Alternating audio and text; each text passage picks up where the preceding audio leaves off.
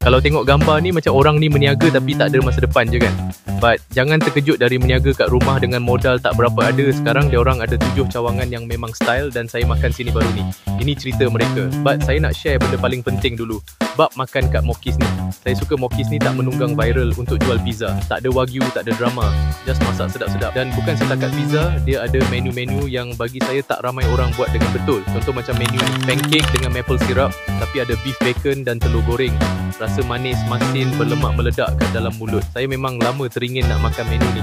Then the main hero, the pizza. Best sebab banyak pilihan.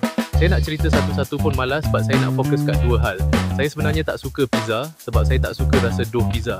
Tapi maybe sebab saya cuma makan pizza kat fast food. Kat Mokis ni, dough dia rasa ringan, rasa fluffy. Bila gigit part tepi yang saya selalu tak suka pun rasa lembut, yet crispy, taste like a good bread and ada that aroma roti yang wangi. Kedua, bab topping dia saya sempat try beberapa jenis. Semua toppingnya memang sesuai as a pizza. But korang datang makan sendirilah untuk judge. Lepas tu saya suka diorang provide Sabasco sauce instead guna sauce jenama luar. Sabasco ni dari Sabah, rasa gila pedas dan masam menyengat. Bila makan dengan chicken tenders diorang yang deeply flavoured dan juicy, it work well. Saya ada makan menu lain yang for me personally saya rasa cukup untuk saya repeat makan 3 kali seminggu. Dan saya ada perasan kat kotak pizza dia ada cakap pasal sesiapa nak invest kat kedai dia ni.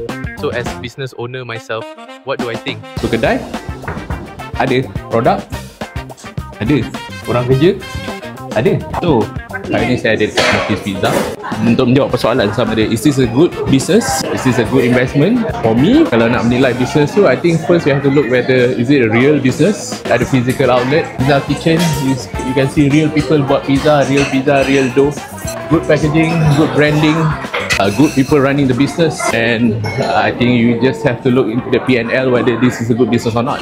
But in any investment, there's always a risk. Cuma from the outlook, I think the brand are legit, the people running it are legit, the people yang working with them are legit people, most of them are local, the product are legit, good business model, offer was made based on their success in other outlets. Sexy brand, I would say so. Demands are overwhelmingly good. You see, I've been here daripada the last 2 hours and you see there's so many people around here.